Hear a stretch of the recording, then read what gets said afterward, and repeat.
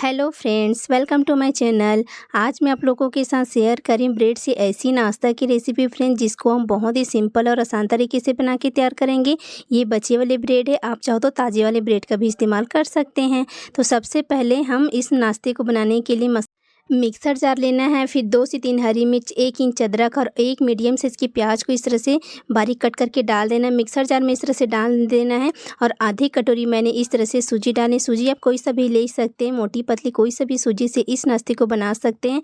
तो मैंने आधी कटोरी सूजी ली है। और जो ब्रेड है ना, उसको इस तरह से टुकड़ों में तोड़ के डाल देना है। आप चाहो तो इसको कट भी कर सकते हैं। इस नाश्ते को बनाने के लिए मैंने आधी कटोरी सूजी और 5 से 6 ब्रेड को इस तरह से मैंने तोड़ के डाल दिए हैं। मैंने ज़्यादा इस्तेमाल नहीं किया ब्रेड का, तो इस तरह से आधी कटोरी सूजी और 5 से 6 इसमें ब्रेड तोड़ के डाल दीजिए। तो इस तरह से बारी बारी करके मैंने सभी ब्रेड को तोड़ के डाल दिए हैं। सभी ब्रेड को इस तरह से मिक्सर जार में डालने के बाद इसमें मैंने आधी कटोरी पानी डाले हैं। सिर्फ आधी कटोरी डालना फ्रेंड, ज़्यादा नहीं डालना है। और इसका स्मूथ हमको बैटर बना के तैयार कर लेना है। तो इस तरह से मैंने इसका स्मूथ बैटर बना लिया, इसमें कोई भी लम्स नहीं है। फिर एक कढ़ाई लीजिए गैस ऑन करके, और कढ़ाई में 1 चम्मच इस तरह से मैंने तेल डाले हैं। ज़्यादा तेल नहीं डालें, सिर्फ 1 ही चम्मच इस तरह से डालिए। और तेल का हल्का सा गर्म होने के बाद इसमें मैंने आधी छोटी चम्मच खड़ा जीरा डाले हैं, कच्चा जीरा। तो इस तरह से आधी छोटी चम्मच जीरा डालिए और आधी छोटी चम्मच काली वाली सरसों इस तरह से मैंने डाल दिए हैं। दोनों का हल्का सा कलर चेंज होने के बाद 1 मीडियम साइज़ के टमाटर को बारीक टुकड़ों में कट करके डाल दिए हैं। इस तरह से हम बहुत ही सिंपल तरीके से इस नाश्ते को बना के तैयार करेंगे फ्रेंड्स। और इन दोनों को 2 से 3 मिनट तक अच्छे से चला लीजिए। और एक कच्चे आलू को मैंने इस तरह से ग्रेट करके अच्छे से धो के ना इस तरह से डाल दिए हैं। इस तरह से कच्चे आलू से ना हम इस नाश्ते को बहुत ही सिंपल तरीके से बना के तैयार करेंगे। टमाटर और कच्चे आलू को 1 से 2 मिनट पकाने के बाद आधी छोटी चम्मच नमक या नमक अपनी टेस्ट के अनुसार डालें। और इसको भी 1 से 2 मिनट पका लिया। हल्का सा टमाटर सॉफ्ट होने तक ही पकाना है। आलू को मैं बहुत ही पतले वाले ग्रेटर से ग्रेट कर लिया था फ्रेंड्स, तो इसको पकने में ज़्यादा समय नहीं लगेगा। तो इस तरह से मैंने आलू और टमाटर को अच्छे से पका लिया। फिर इस नाश्ते में मैंने इस तरह से मैंने हल्दी डालें। हल्दी सिर्फ कलर के लिए डालें, आधी छोटी चम्मच। तो हल्दी डालने के बाद इन सबको अच्छे से मिक्स कर लीजिए। अच्छे से मिक्स करने के बाद जो बैटर हम लोग सूजी और ब्रेड का बना के रखे थे ना, उसको इस तरह से डाल दीजिए। गैस का फ्लेम लो टू मीडियम रखें और अच्छे से चलाते हुए इसको हमको डो फॉर्म में इसको ले आना है। तो इस तरह से बहुत ही झटपटे डो फॉर्म में आ जाता है। इस तरह गैस का फ्लेम लो रख के ना इस तरह से चलाते रहिए। 3 से 4 मिनट में ना बहुत ही अच्छे से हमारा डो बन के तैयार हो जाएगा। इस तरह से चलाते रहिए ताकि हमारे डो चिपके ना। तो 2 से 3 मिनट के बाद इस तरह से बहुत ही अच्छे से चिकना डो हमारा बन के तैयार हो गया है। इसी तरह का परफेक्ट डो हमको चाहिए इस नाश्ते को बनाने के लिए। तो इस तरह से डो अच्छे से बनने के बाद ना इसको एक प्लेट में निकालिए या बोर्ड में इस तरह से मैंने निकाल के तैयार कर लिया। बोर्ड में मैंने हल्का सा पहले से तेल लगा लिए थे, और हल्का सा ठंडा होने के बाद ना हाथों में तेल लगा लीजिए। और इस तरह से बहुत ही अच्छे से चिकना डो हमको बना के तैयार।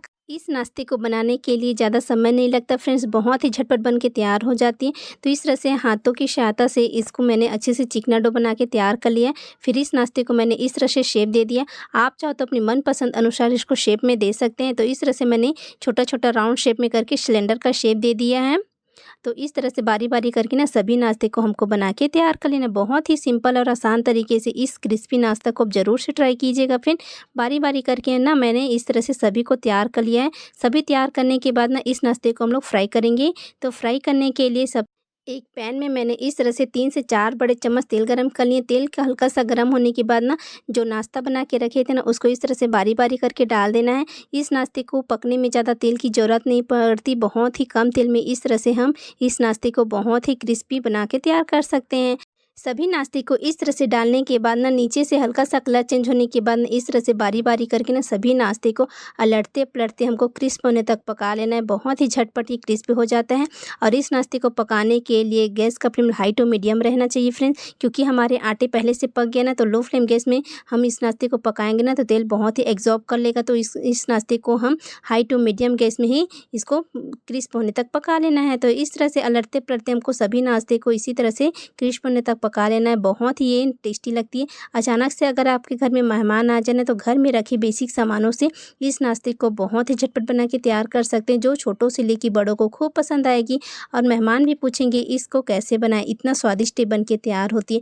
तो इस तरह से अलटते पलटते हमको सभी नाश्ते 3 से 4 मिनट में बहुत ही अच्छे से हमारे नाश्ता क्रिस्प हो जाता है। लेकिन इसी तरह से हमको बारी बारी करके ना सभी को इस तरह से अलटते पलटते रहना, क्योंकि ये सिलेंडर का शेप ना फ्रेंड्स, तो सभी तरफ से अच्छे से क्रिस्प हो हमारा नाश्ता। इसलिए ना इस तरह से हमको अलटते पलटते सभी को अच्छे से क्रिस्प होने तक पका लेना। इस तरह से कलर चेंज होने के बाद बारी बारी करके ना सभी नाश्ते को निकाल लीजिए और बच्चे वाले नाश्ते को भी ना इसी तरह से हमको सेम प्रोसेस से फ्राई करके तैयार कर लेना है। तो इस तरह से मैंने सभी नाश्ते को तैयार कर लिया है। आप देख भी सकते हैं कितना क्रिस्पी हमारी नाश्ता बन के तैयार हुई, अंदर से सॉफ्ट ऊपर से क्रिस्पी बन के तैयार हुई है। तो इस रेसिपी को ज़रूर से ट्राई कीजिएगा। तो इसी तरह नए नए रेसिपी मैं रोज़ अपलोड करती, तो मेरे चैनल को सब्सक्राइब करके डेली न्यू रेसिपी देख सकते हैं। तो इसी तरह स्वादिष्ट रेसिपी के साथ मिलते हैं नेक्स्ट वीडियो में। Thank you for watching.